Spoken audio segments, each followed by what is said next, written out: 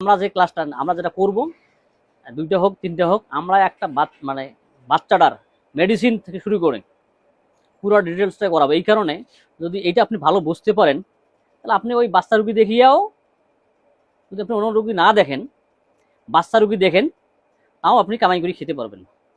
কারণ আপনার নিজেরই তো বাচ্চা আছে, আপনার ভাইয়ের বাচ্চা আছে, আপনার বোনের বাচ্চা আছে, আপনার আশপাশের বাচ্চা আছে। তাহলে এই বিষয়টা যদি আপনি ভালো জানেন, বাচ্চা, তাহলে আমরা তাহলে কি করবো, তাহলে বাচ্চা ভালো জানতে গেলে আমাদের ভালো বাচ্চার নর্মাল বিষয়টা 1 বছর জানতে হবে, বাচ্চার কনস্টিটিউশন জানতে হবে। এই বিষয়গুলো আমরা ডিটেলস আলোচনা করবো। তা আগে আমরা আলোচনা করি যে বাচ্চার কেন আমরা শিশু চিকিৎসা, হোমিওপ্যাথিতে শিশু চিকিৎসা কেন করব। আপনারা সবাই জানেন শিশুকাল হলো মানব জীবনের প্রথম অধ্যায়। শিশুকাল হলো মানব জীবনের প্রথম অধ্যায়। প্রত্যেক মানব শিশুই জন্মগতভাবে বংশগত দোষ নিয়ে বা বিষ নিয়ে, দোষ বা বিষ একই বিষয়, জন্মগ্রহণ করে। জীবনের প্রথম থেকেই যদি এই দোষ বা বিষকে নষ্ট করা যায়, তাহলে শিশুর পরবর্তী জীবন কি সুখের হয় এবং শরীরে কোনো রোগ থাকে না বা রোগ থাকবে না। রোগ হবে কোনটা জান, আপনি বৃষ্টিতে ভিজলেন, অ্যাক্সিডেন্ট করলেন, এই রোগগুলো হবে। কিন্তু আপনার বংশজ দোষ, যেমন আপনার টিউমার, ক্যান্সার, অ্যাজমা, হাঁপানি, বাত ব্যথা, আসিল, এই বিষয়গুলো হবে না। নানা পাপের নানা ক্রিয়ায় কার্যকলাপের ভেতর দিয়ে পূর্বপুরুষ এবং পরবর্তী বংশধরদের ভেতর বিভিন্ন রকম বিষ সঞ্চারিত হয়। যেমন মনে করেন আপনি গনোরিয়ায় একবার আক্রান্ত হয়েছেন, এখন দেখা গেল এই গনোরিয়া চাপা পড়লো, তাহলে কি হলো, একটা বিষ তৈরি হইলো। এখন যদি আপনি আরেকবার গনোরিয়া চাপা পড়েন, তাহলে কি হইলো, কি হবে তখন? আরেকবার আপনি অকাম করলেন, যে কোনো উপায় হইলো, তাহলে কি ডবল বিষ হলো না? সিফিলিস যদি চাপা পড়ে, তার শরীর এবং বংশধরের শরীরে অন্যরকম বিষ জন্ম নেবে। তো অন্যদিকে সিফিলিস এবার একবার 2বার চাপা পড়লে আর কি হবে, অন্যরকম বিষ জন্ম হবে। তার সাথে যদি গনোরিয়া যোগ হয়, তাহলে কি হবে, এই এবং সে বিষের ক্রিয়া দেহে তাই হয় এবং যে রোগ তৈরি করে তার ক্ষমতা সেই করে। যেমন মনে করেন আপনি গনোরিয়া সাইকোসিস আছে, পরে আবার আপনার যোগ হইলো, আপনি বংশগতভাবে পাইলেন, এটা হলো বংশগতভাবে, আপনি অর্জন করলেন অ্যাকোয়ারেড সাইকোসিস, ডবল হইল না, বিষটা ডবল হইল না। এখন মনে করেন আপনি বাবার কাছ থেকে পাইলেন সাইকোসিস, মা নাই, নির্দোষ, কিন্তু আপনি বড় হয়ে অর্জন করলেন সিফিলিস।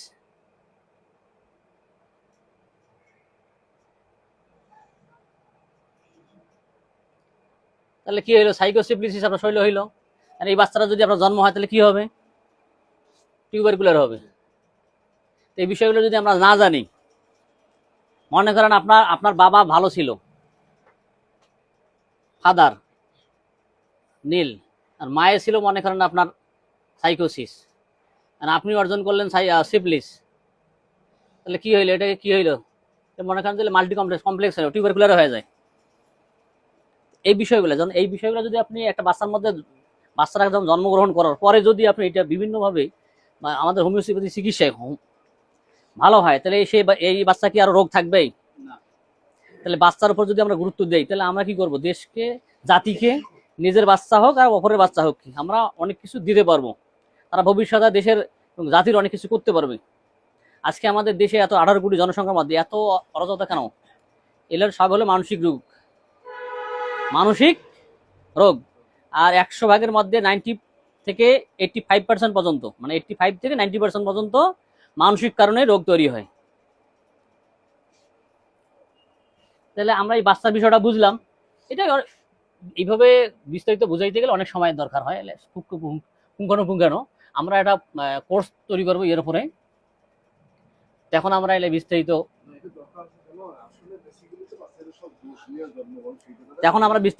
সুন্দর করে আরো বুঝাবো। আমরা এখানে এইভাবে বলছে যে বিভিন্ন মিশ্রণের তারতম্যের বিভিন্নতার সৃষ্টি হয়। পিত্তবংশের দোষ ও মাতৃবংশের দোষহীনতা বা মাতৃবংশের দোষ এবং পিতৃবংশের দোষহীনতা মিশ্রণে বা এর ফাঁকেই অবৈধ কোনো সঙ্গমের ফলে যেখানে থেকে আহরিত বিষ পিতামাতার দোষ অদোষের সাথে মিশ্রিত হয়ে যে শিশুর ভেতরে যে বিষ তৈরি হয় প্রাকৃতিক নিয়ম অনুযায়ী তাই হয়। যে বিষ পরবর্তী জীবনে রোগ তৈরি কারণের, সেই বিষ যদি নষ্ট হয়ে যায় তবে কে রোগ তৈরি করবে? কিন্তু তা না করে তার সমস্ত লক্ষণের উপর ওষুধ না দিয়ে আংশিক কোনো রোগের জন্য কোনো ঔষধ দিলে সামগ্রিকভাবে ওই বিষ নষ্ট হয় না। আংশিক রোগ আরোগ্য করতে যে ঔষধ ব্যবহার করা হয় বা তা শরীরস্থ বিষের সাথে মিশ্রিত হয়ে নতুন আরেক যৌগিক বিষ তৈরি হয়। কি হয়? এই যে আমরা আংশিক যদি ওষুধ দেই কি হয়? এটার সাথে যোগ হয় কি চাপা পড়ে নতুন বিষ তৈরি হয়। তাই হচ্ছে বর্তমান যে হোমিওপ্যাথি চিকিৎসায় তাই হচ্ছে। প্রত্যেক মিশ্রণে যৌগিকার ধারণ করে, কিন্তু সমক্রিয়াশীল দুটি বস্তু একত্রে হলে যৌগিকার না হয়ে উভয়টি ধ্বংস হয়। মানে কি? সদৃশ্যে, যেটা আমাদের হোমিওপ্যাথি। এখন প্রশ্ন হতে পারে, সন্তুষ্টি বৃত্তির সাথে রোগের কি সম্পর্ক? সব রোগের মূলে হলো পাপ, বংশজ বা নিজস্ব দোষ। পাপের মূলে মনোবৃত্তি, মনের শাখা হলো তিনটে: ইচ্ছাবৃত্তি, বুদ্ধিবৃত্তি এবং স্মরণবৃত্তি। কিন্তু বিস্তারিত ইচ্ছা, বুদ্ধি এবং স্মরণবৃত্তি বিস্তৃত আলোচনা করতে অনেক সময় দরকার। এদের মধ্যে আবার দয়া, মায়া, হিংসা, দেশ, রাগ, ভয়, তাপ আর অনেক কিছু আছে। মনের যে অংশে অন্যায় ব্যবহার করে সেই অংশের সাথে সংশ্লিষ্ট দেহযন্ত্র রোগ আসে। তা আমরা বুঝি আর না বুঝি। যেমন বুদ্ধিবৃত্তির এক শাখা হলো বিচার বিভাগ। কোন বিষয়ে জেনে শুনে প্রমাণ নিয়ে বিচার বিবেচনা করে গ্রহণযোগ্যকে গ্রহণ করা এবং ত্যায্যকে ত্যাগ করা বা অত্যায্যকে এটা হলো বিচার বিভাগের কাজ। যেমন কণ্ঠনালী থেকে মলমূত্র উদ্ধার পর্যন্ত অন্ননালীর ক্রিয়া। এখন এই ক্রিয়া বা অন্ননালী যেটা আপনি যদি ইচ্ছা করেন গিলবেন, ইচ্ছা না করলে গিলতে পারবেন না। আর যদি গেলেন এটা কি ফেরাইতে পারবেন? যেটা গেল মানে খাবেন সেটা কি আর ফেরাইতে পারবেন? এটা কি এই সিস্টেম অনুযায়ী ভালো হোক মন্দ হোক মলদার দিয়ে বেড়ে যাবে। এখন যদি খারাপ হয় তাহলে কি হবে? পেট ডিস্টার্ব হবে না, রোগ হবে না? সিস্টেম হিসাবটা তাই বলছে যে এই যে গিলে ফেললে আর কোনো ব্যক্তি বা ক্ষমতা থাকে না।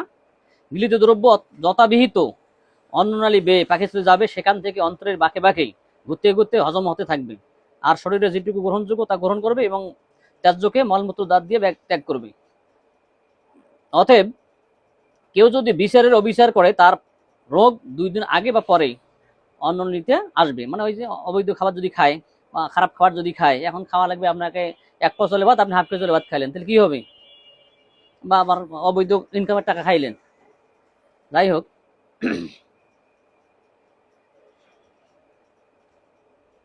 ইচ্ছাবৃত্তি অপলাপ করে কেউ ব্যবসা বা কলগালে উপগত হলে, কল মানে যেটা বলা হয় যে আপনার মাগিবাজি করে,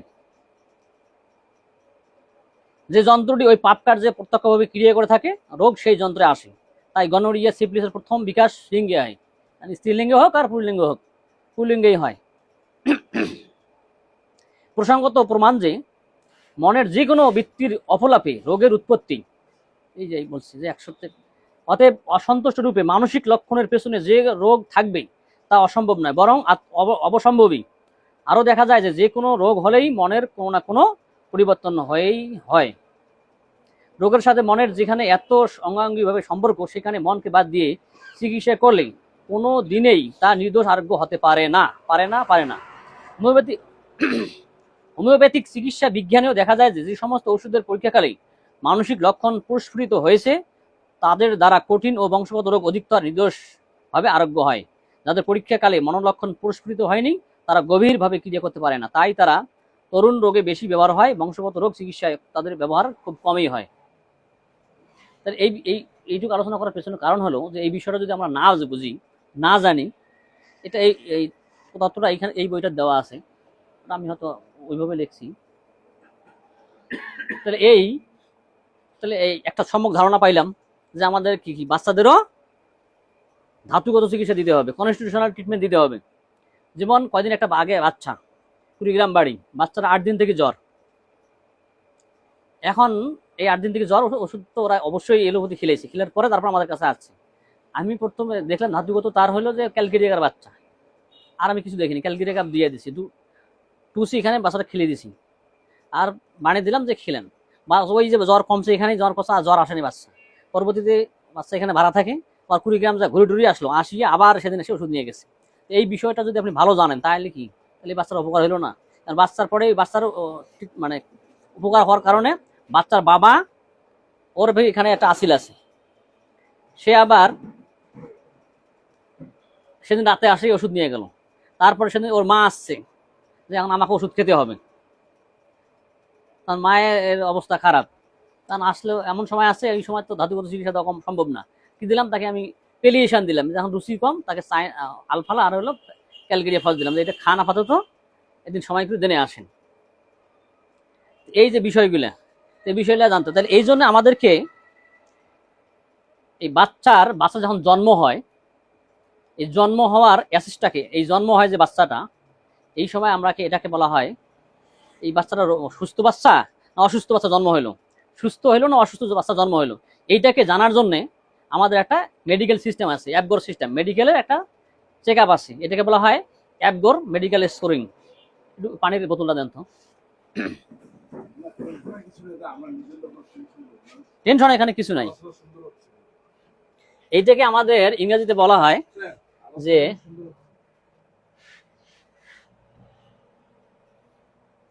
new born health assessment, APGAR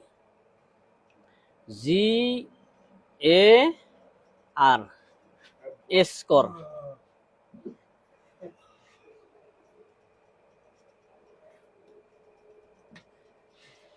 এটাকে বলা হয় অ্যাবগর স্কোর।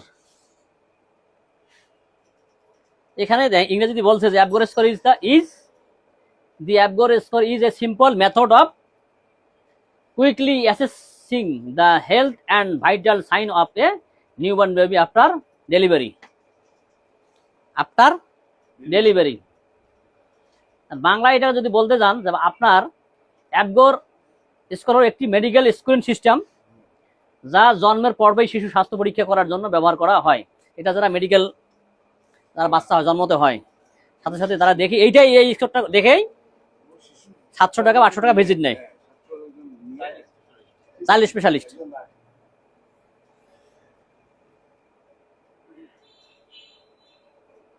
এই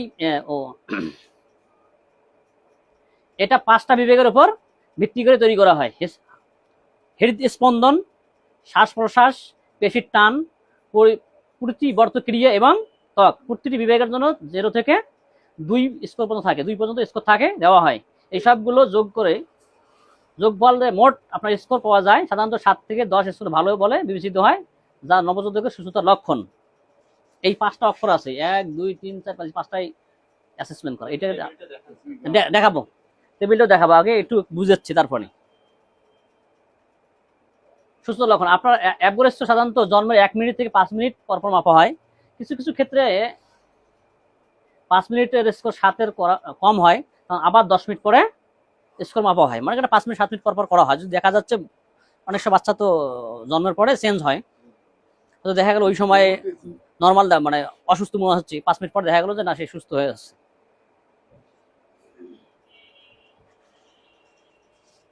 এই এতে হইলো অ্যাবগরটার হইলো সিস্টেমটা হইলো, এটা লেখলেই লেখেন, এতে হইলো অ্যাক্টিভিটি,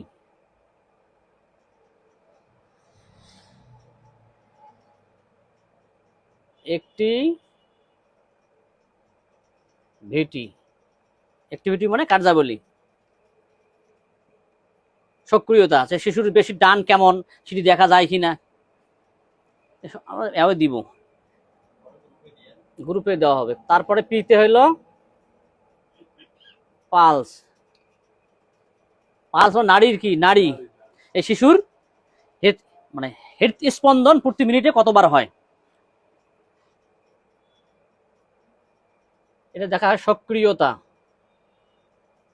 পালস মানে হলো নারী। তারপরে হইলো জিতে হলো গ্রিমার্স বা গ্রিমস, GRIMCE।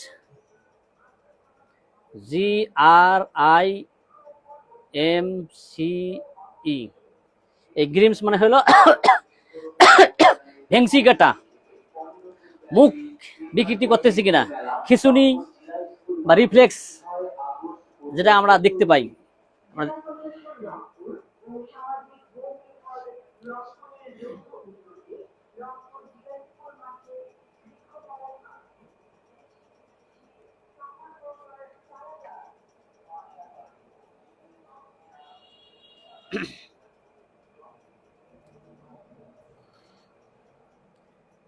বাচ্চাকে যদি আপনি হাতত গাত দিবেন তখন কি হবে, বাচ্চা এরকম মুখ এরকম করে কিনা, ভেংসি কাটাচ্ছে কিনা, কাঁদতেছে কিনা,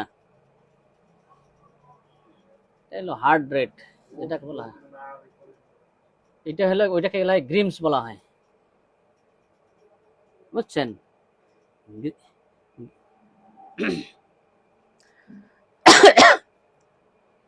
তারপরে এই এ মানে হলো এপিয়ারেন্স, APAR ANCE। এই এপিয়ারেন্স মানে হইল চেহারা বা বাহ্যরূপ যেটাকে বলা হয়, বা স্কিন কালার, স্কিন কালার বা চেহারা।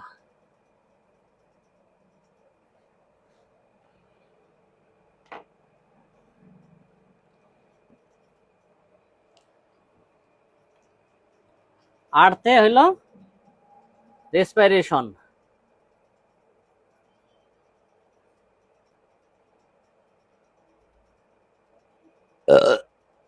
রেসপিরেশন মানে শ্বাস প্রশ্বাস, রেসপাইরেশন পাইরেশন শ্বাস প্রশ্বাস,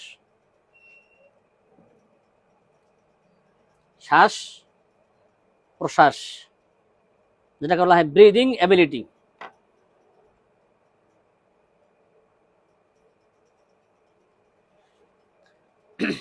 অ্যাক্টিভিটি মানে হলো সক্রিয়তা, শিশুর স্পন্দন কেমন সেটি দেখা হয়। পালস হলো হার্ট রেট বাকে যেটা বলা হয় শিশুর কি হৃদ স্পন্দন প্রতি মিনিটে কতবার হয় হচ্ছে সেটি দেখা। গ্রিমস হলো প্রতিবর্ত মানে বাচ্চা কি করে, হাত পা নড়ায় কি না করে, শিশুর প্রতিবর্ত ক্রিয়া কেমন, যেমন নাক মুখ কিছু দিলে সে কেমন প্রতিক্রিয়া করে, মুখ দিলেন যদি না নড়ে, বাচ্চা মুখ না নড়ায় তাহলে কি বুঝা যাচ্ছে যে অসুস্থ বাচ্চা, যখন মুখ নড়াবে এটা বুঝতে হবে। নাক নাড়লেন। তারপর এপিয়ারেন্স মানে চেহারা, শিশুর ত্বক কেমন লাগতে দেখাচ্ছে, এই ত্বকটা নীল না সাদা না স্বাভাবিক সেটা বুঝতে হবে।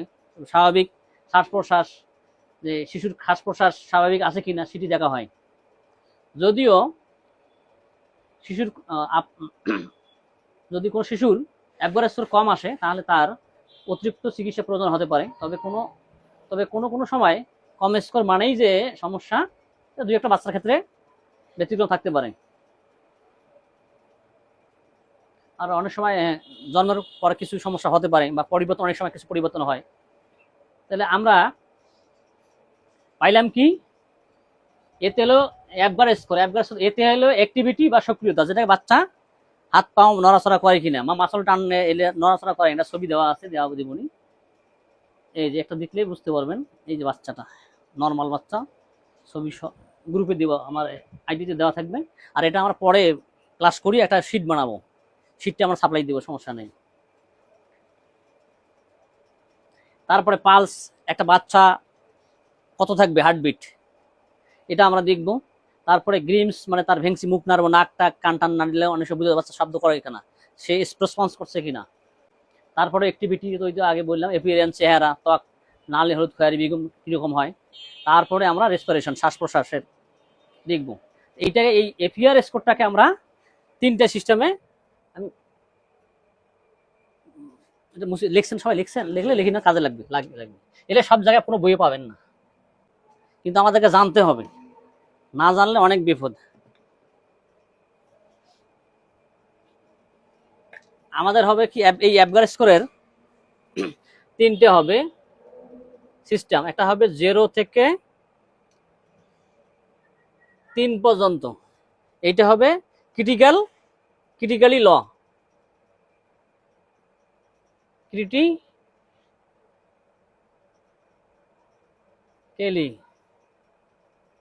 লো।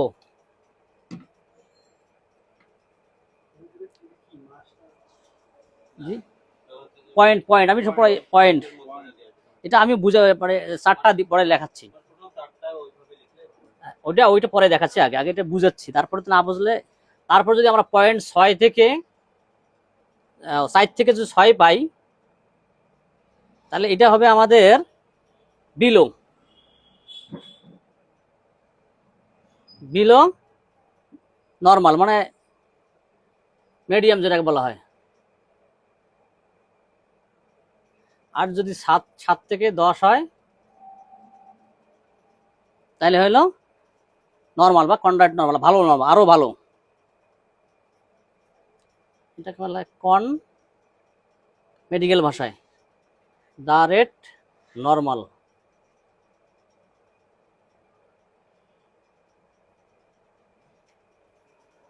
এইটা আমরা পাবো।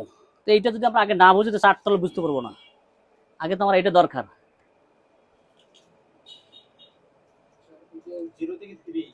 0 থেকে 3 এটা হলো ক্রিটিক্যালি লো, ক্রিটিক্যালি LOW, হলো বিলো নর্মাল।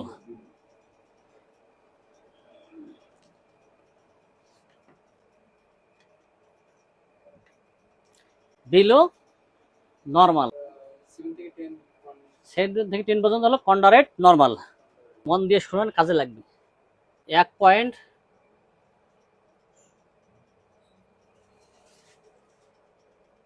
2 পয়েন্ট, শূন্য দর অভ্যস্ত হয়ে গেছে। টোটাল পয়েন্ট অ্যাক্টিভিটি, যেটাকে আমরা মাসেল টোন বলি, MUSCLE, এটাকে মাসেল টোন। এটা যদি অ্যাবসেন্ট হয়, অ্যাবসেন্ট মানে কি নাই,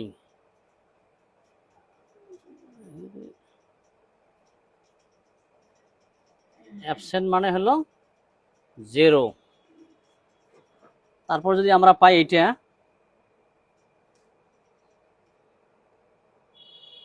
আর্ম মানে হলো বাহু, আর্মস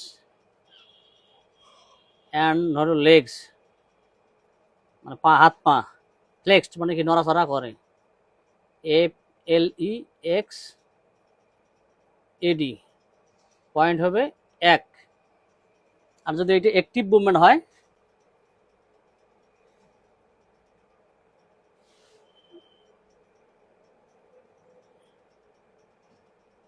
অ্যাক্টিভ মুভমেন্ট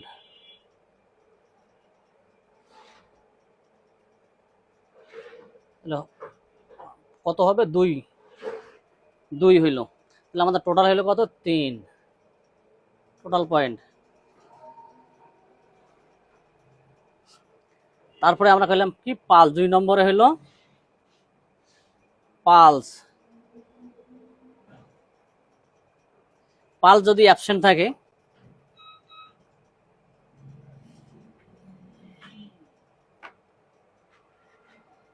তাহলে হবে কি 0। তারপরে যদি আমরা পাই এটা কি বিলো, বিলো মানে কম,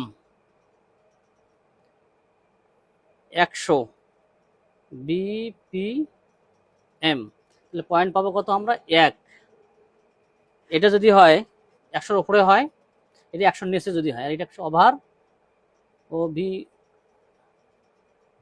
ওভার 100 BPM,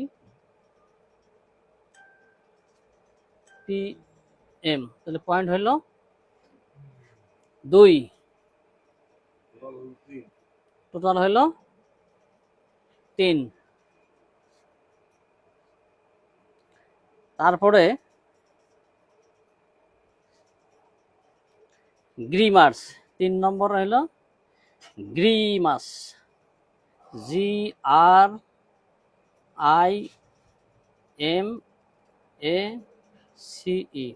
যেটা বলা হয় রিফ্লেক্স ইরিটেবিলিটি।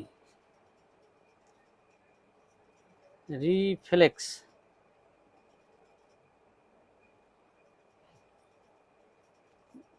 IRRI, TABILIT,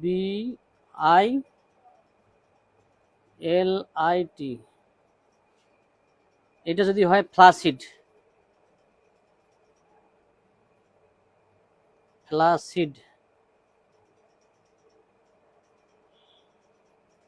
মানে অন্য রং হয় চেহারা। তারপরে দেখা গেল যে সাম ফ্লেক্সেশন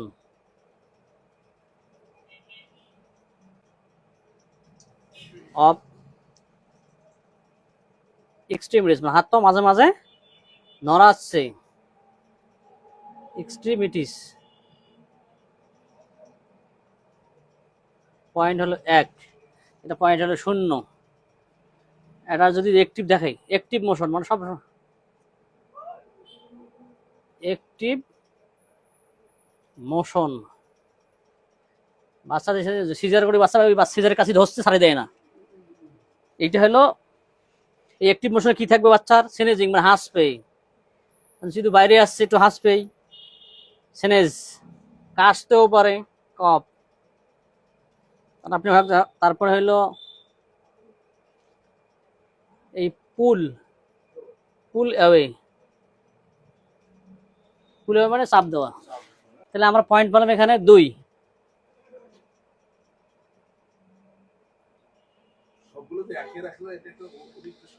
আরে দাঁড়ান, অথবা দেখতে থাকেন, ওইটার এটা শুনলে নিচেরটা হবে, বুঝছেন। তারপরে গ্রিমস গেল, তারপরে appearance, skin colour, sign number, এটা তো সবে দেওয়া থাকবে, কিন্তু ঘটনা দেখতে থাকলে তো আর হবার নাই, বুঝতে হবে। এটা যদি ব্লু হয়, মানে নীল হয়, ব্লু এবং পেল মানে ফ্যাকাশে স্কিন হয়, তাহলে কি 0 পয়েন্ট। আর যদি বডি হয় পিঙ্ক কালার, পিঙ্ক বা বা বডি পিঙ্ক কিন্তু হাত পা মানে এক্সট্রিমিটিস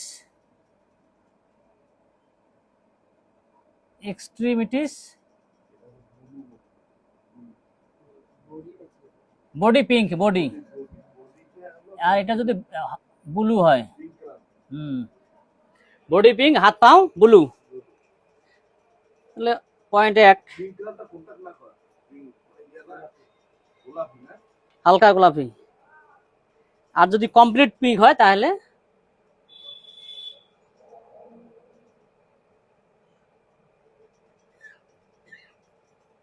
কমপ্লিট পিঙ্ক, এটা সুস্থ বাচ্চার লক্ষণ। তারপরে কি থাকলো, রেসপিরেশন,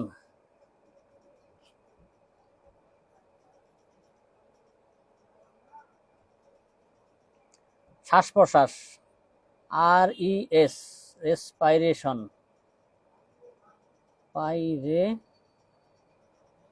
শ্বাস প্রশ্বাস। এটা যদি অ্যাবসেন্ট হয়,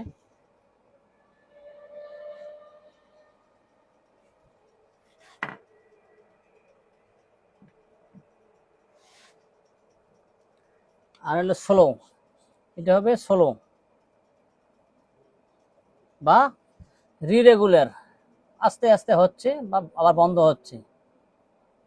এটা কনজেনিটাল হার্ট ডিজিজ হবে। আর এটা হলো ভিগর বা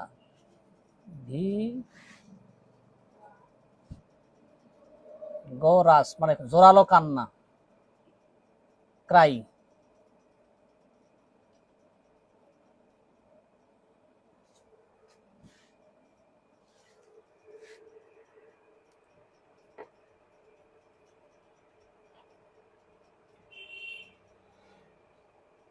এটা বোঝানোর খাতিরে হয়েছে, বুঝছেন। আপনি এটা এটা কেন বোঝানোর খাতির বলা হইলো,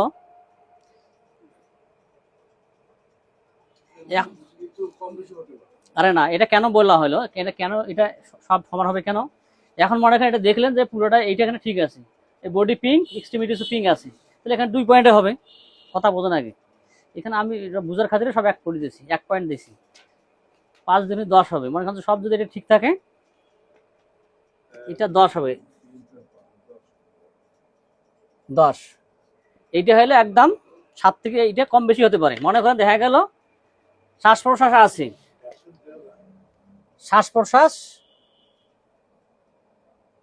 আছে, হ্যাঁ 2 হইতে পারে তো, এইটা 2 হতে পারে, আবার এইটা এখানে 0 হতে পারে, এইখানে 1 হতে পারে, এইখানে 0 হতে পারে, বা এইখানে 2 হতে পারে, এইখানে 1 হতে পারে, এখানে 0 হতে পারে। এইটাকে যখন আমরা স্কোরিং করব, এটা কিভাবে আমাদেরকে হাত দিয়ে দেখতে হবে, বাচ্চা দেখতে হবে, মুখ দিয়ে বুঝতে হবে। এটা কি আপনার অভিজ্ঞতার বিষয়, এই বিষয়টা আপনাকে বোঝার বিষয়। আর আপনি একটা বাচ্চা হাত দিয়ে অ্যাবসেন্ট কি, অ্যাবসেন্ট হলে তো সমস্যা, পিঙ্ক থাকতে হবে, ব্লু অ্যাবসেন্ট হলে তো 0 রোগী। তার যেমন ব্লু কখন হয় না, কনজেনিটাল হার্ট ডিজিজের সময় হয়, তারপরে কনজেনিটাল লাংস ডিজিজের কারণে হয়, পেইল হয়, রক্ত স্বল্পতার কারণে, জন্ডিস নিয়ে জন্মগ্রহণ করে এটা বাচ্চা। আপনি বুঝতে পারতেছেন না, বাচ্চারা জন্ডিস নিয়ে জন্মগ্রহণ করে, কিন্তু না বোঝার কারণে এটা নিয়ে অনেক বাচ্চা হেডিনেশন হয়। এই বাচ্চাদেরকে টেস্ট করে, দুনিয়ার ঝামেলা পাকায়, কিন্তু 23 দিন পর্যন্ত বাচ্চা থাকতে পারে। আপনি যদি না জানেন এই জন্ডিস 23 দিন পর্যন্ত থাকবে, আস্তে আস্তে যদি রোদে দেয় ঠিক হয়ে যাবে। আর তারপরে যদি আপনার কাছে আসে, আপনি চায়না ক্যালিগ্রাফ দিতে পারেন। সামগ্রিক যোগফলটা কোনটা হবে? সামগ্রিক যোগফল এই দিক দিয়ে হবে, 10 হইলেও মনে করেন, মনে করেন এখানে যোগ করে বসানো, এটা যোগ বসানো, মনে করেন ওখানে 3 বসানো, এখানে একটা যোগ বসানো, মনে করেন এখানে 3ও হতে পারে, 4ও হতে পারে, এখানে মনে করেন যে 5ও হতে পারে, 6ও হতে পারে, বুঝেন নাই? এখানে ধরুন 7 থেকে 10 হতে পারে। এই যে বিষয়টা, এটা আগে আমি বুঝাইলাম, এই টেবিল ওইটা আগে বোঝানো হইলাম কেন, যে এইটাতে এটা বোঝানো, ওইটা না বুঝলে আপনি এটা বুঝতে পারবেন না। তো এটা কিন্তু সব সমান করে দেওয়া আছে, সমান, সেই পাশে যোগ করুন, সবার সমান হবে, এটা 0 হইবে, এটা 5 হইবে, এটা কি হইবে 10 হইবে, কিন্তু সেটা তো না। এটা হবে কি, এইটাতে এখন এটা যোগ করলে দেখা যাবে যে ওইটা আপনার 3, 5 মিলবে। মনে করেন দেখলেন রেসপিরেশন ঠিক আছে, এটা এই রেসপিরেশন দেখা গেল তো তার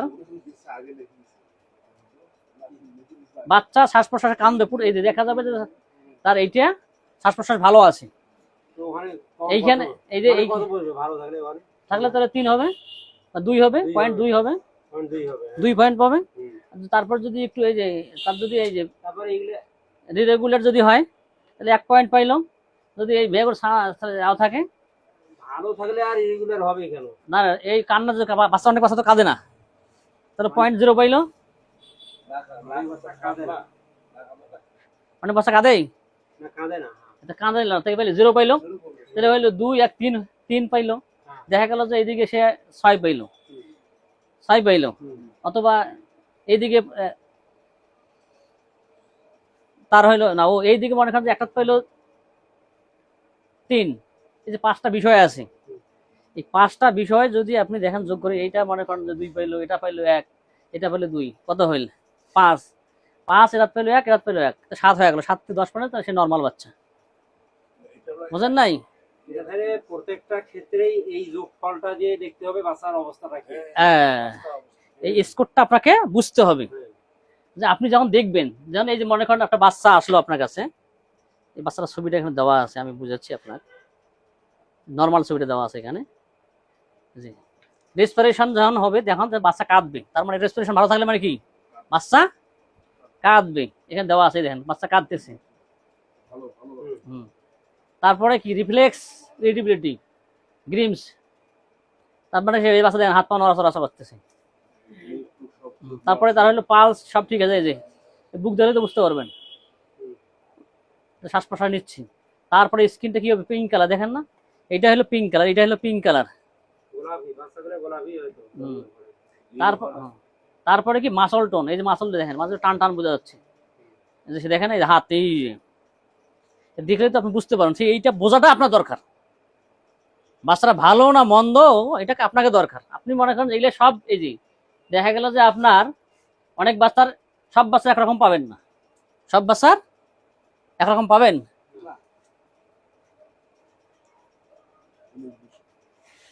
দেখা গেল যে এই গ্রিমস এর কয়টা পয়েন্ট, 3টে। এইটা হলো একদম ফ্লাসিড, মানে রিফ্লেকশন নাই। আর তারপর সাম ফ্লেক্সেশন অফ কি, হাত পাও কিছু নড়াচড়া করতেছি।